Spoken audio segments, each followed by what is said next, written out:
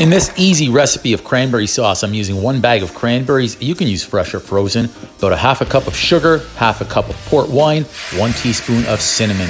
You can also use some fresh orange zest and the juice from 1 orange. So you can hear these cranberries starting to pop.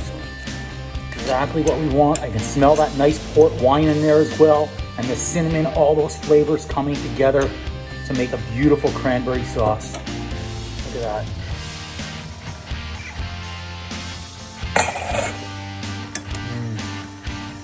Smelling delicious. Look at that. Fresh cranberry sauce.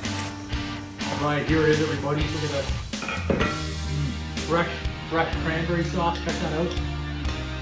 Thanks to one of my favorite chefs, Emeril Lagasse. For this one, I've added in some nice port wine and cinnamon to give it some added, I call it boom, he calls it bam. Give us a try.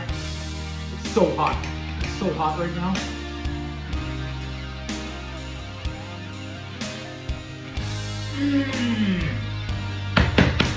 Bam! That's delicious. Emeril Lagasse, thank you for the recipe, chef. Wow.